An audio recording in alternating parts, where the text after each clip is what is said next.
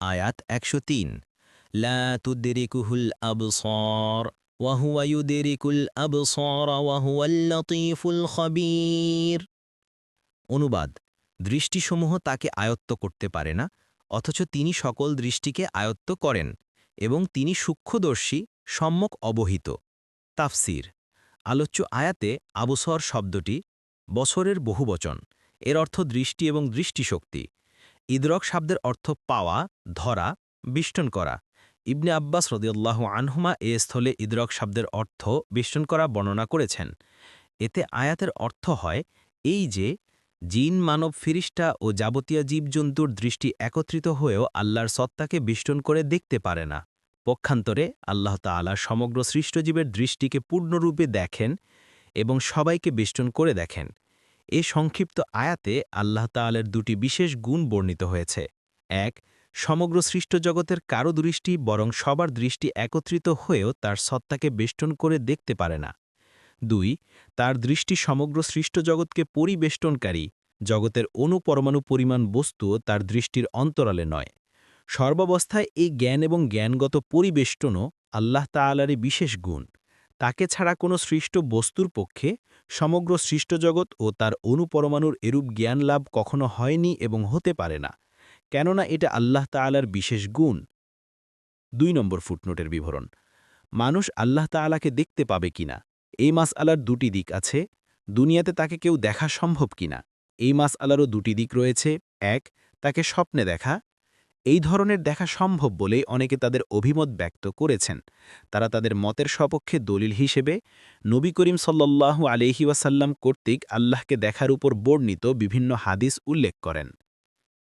২. দুনিয়াতে সরাসরি চোখ দ্বারা আল্লাহকে দেখা। দুনিয়াতে এ ধরনের দেখা কখনোই সম্ভব নয়। এর দলিল হল, মূসা আলাইহিসসালাম আল্লাহকে দেখতে চেয়ে বলেছিলেন, রব্বি আরিনি, হে রব আমাকে দেখা দিন। তখন উত্তরে বলা হয়েছিল, লাং তারনি, আপনি আমাকে দেখতে পাবেন না। সূরা আল আরফ ১৪৩। আল্লাহর নবী হয়েও যখন মূসা আলাইহিসসালাম এ উত্তর পেয়েছিলেন, তখন অন্য কোনো জিন ও মানুষের সাধ্য কি যে দুনিয়ার এ চোখ দিয়ে আল্লাহকে দেখবে? আখিরাতে ঈমানদারগণ আল্লাহ তাআলাকে দেখতে পাবে। আখিরাতে বিভিন্ন স্থানে আল্লাহ তাআলার সাক্ষাৎ ঘটবে। হাসরে অবস্থানকালেও এবং জান্নাতে দৃষ্টিপাত করে বললেন, তোমরা স্বীয় রবকে এ চাঁদের ন্যায় চাক্ষুষ দেখতে পাবে। বুখারী ৫৫৪, ৭৪৩৫, ৭৪৩৭। বিস্তারিত জানার জন্য দেখুন ইবনে আবিল আইজ আল হানাফি, শরহুল আকিদাতে তহাবিয়া। ৩ নম্বর ফুটনোটের বিবরণ: আরবি অভিধানে লতিফ শব্দটি দুটি অর্থে ব্যবহৃত হয়। ১. দয়ালু। ২. সূক্ষ্ম বস্তু, যা ইন্দ্রিয়ের সাহায্যে অনুভব করা বা জানা যায় না। খবির শব্দের অর্থ খবর রাখে, এখানে অর্থ হবে তিনি খবর রাখেন। সমগ্র সৃষ্টজগতের কণা পরিমাণ বস্তুও তার জ্ঞান ও খবরের বাইরে নয়। এখানে লতিফ শব্দের অর্থ দয়ালু নেওয়া হলে আলোচ্য বাক্যে এদিকে ইঙ্গিত হবে যে, তিনি যদিও আমাদের প্রত্যেক কথা ও কাজের খবর রাখেন এবং এজন্যে আমাদের গুনাহের কারণে আমাদেরকে পাকড়াও করতে পারেন, কিন্তু যেহেতু তিনি দয়ালুও আছেন, তাই সব গুনাহের কারণেই পাকড়াও করেন না। সিফাতুল্লাহিল ওয়ালিদা ফিল কিতাবি ওয়াস সুন্নাহ। আয়াত ১০৪: قد جاءكم بصائر من ربكم فمن أبصر فلنفسه ومن عمي فعليها وما أنا عليكم بحفيظ। অবশ্যই তোমাদের রবের কাছ থেকে তোমাদের কাছে চাক্ষুষ প্রমাণাদি এসেছে। অতবার কেউ চক্ষুষ্মান হলে সেটা দ্বারা সে নিজেই লাভবান হবে, আর কেউ অন্ধ সাজলে তাতে সে নিজেই ক্ষতিগ্রস্ত হবে। আর আমি তোমাদের উপর সংরক্ষক নই। তাফসীর। ১ নং ফুটনোট: এ আয়াতের বা সঈর শব্দ কি? বসীরা এর বহুবচন। এর অর্থ বুদ্ধি ও জ্ঞান, অর্থাৎ যে শক্তি দ্বারা মানুষ অতীন্দ্রিয় বিষয় সম্পর্কে জ্ঞান লাভ করে। আয়াতে বসঈর বলে ওইসব যুক্তি, প্রমাণাদি ও উপায়াদিকে বোঝানো হয়েছে যেগুলো দ্বারা মানুষ সত্য ও বাস্তব রূপকে জানতে পারে। আয়াতের অর্থ এই যে আল্লাহ তাআলার পক্ষ থেকে তোমাদের কাছে সত্য দর্শনের উপায় উপকরণ পৌঁছে গেছে। আল মানার অর্থাৎ কোরআন, রাসূলুল্লাহ সাল্লাল্লাহু আলাইহি ওয়াসাল্লাম ও বিভিন্ন মুজিজা আগমন করেছে ইবনে কাসির। তাছাড়া তোমরা রাসূলের চরিত্র, কর্মকাণ্ড ও শিক্ষা প্রত্যক্ষ করছ।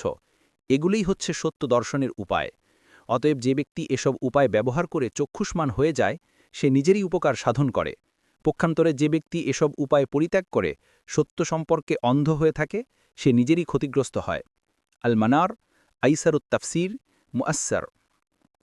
২ নং ফুটনোটের বিবরণ: অর্থাৎ মানুষকে জবরদস্তিমূলকভাবে অশোভনীয় কাজ থেকে বিরত রাখা রাসূলুল্লাহ সাল্লাল্লাহু আলাইহি ওয়াসাল্লামের দায়িত্ব নয়, যেমন সংরক্ষকের দায়িত্ব। পৌঁছার পরও এটাই আহলে সুন্নাহ ওয়াল জামায়াতের আকীদা এবং বিশ্বাস। এর সপক্ষে দলিল প্রমাণাদি অনেক, নিচে তার কিছু উল্লেখ করা হলো। কোরআন থেকে আল্লাহ তাআলার বাণী, উজুহু ইয়াওমাইযিন নাযিরাহ ইলা রাব্বিহা নাযিরাহ। সেদিন কিছু চেহারা হবে সজীব ও প্রফুল্ল, তারা স্বীয় রবের দিকে দেখতে থাকবে। সূরা আল কিয়ামা 22-23। আল্লাহ তাআলার কোরআনে অন্যত্র বলেছেন, কেল্লা ইন্নাহুম আর রব্বিহিম ইয়াওমাইযিল লামাহজুবুন। কাফেররা সেদিন স্বীয় রবের সাক্ষাৎ থেকে বঞ্চিত থাকবে। সূরা আল মুতাফফিফিন 15। এর দ্বারা কাফের এবং অবিশ্বাসীরা সেদিনও শাস্তি হিসেবে আল্লাহকে দেখার গৌরব থেকে বঞ্চিত থাকবে বলে ঘোষণা করা হয়েছে।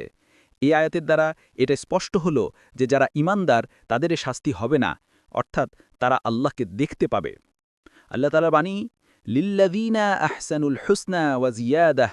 যারা সৎ কাজ করেছে তাদের জন্য রয়েছে জান্নাত, তদুপরি তার উপর রয়েছে কিছু বাড়তি। সূরা ইউনুস ২৬। এ আয়াতের তাফসিরে স্বয়ং রাসূলুল্লাহ সাল্লাল্লাহু আলাইহি ওয়াসাল্লাম থেকে সরাসরি আল্লাহকে দেখা বলে সহিভাবে বর্ণিত হয়েছে, যার আলোচনা পরবর্তী বর্ণনায় হাদিস থেকে আসছে। সহিহ হাদিস থেকে বিভিন্ন সহিহ হাদিসে ঈমানদারদের জন্য আল্লাহ তাআলাকে দেখার সুসংবাদ দেয়া হয়েছে। সে সমস্ত হাদিস মুতাওয়াতির পর্যায়ে পৌঁছেছে।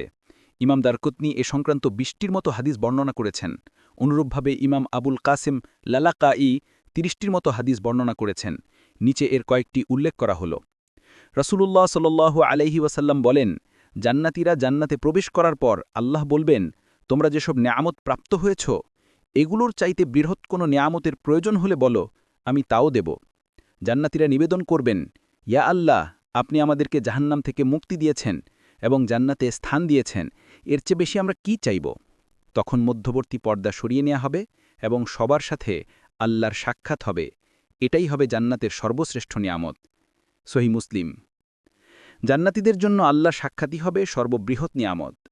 অন্য এক হাদিসে আছে, রাসূলুল্লাহ সাল্লাল্লাহু আলাইহি ওয়াসাল্লাম এক চন্দ্রালোকিত রাতে সাহাবীদের সমবেবিহারে উপবিষ্ট ছিলেন। তিনি চাঁদের দিকে তাকিয়ে রাসূলুল্লাহ সাল্লাল্লাহু আলাইহি ওয়াসাল্লামের একমাত্র দায়িত্ব হচ্ছে আল্লাহর নির্দেশাবলী পৌঁছে দেয়া ও বুঝিয়ে দেয়া। এরপর স্বেচ্ছায় সেগুলো অনুসরণ করা না করা মানুষের দায়িত্ব। সাআদি।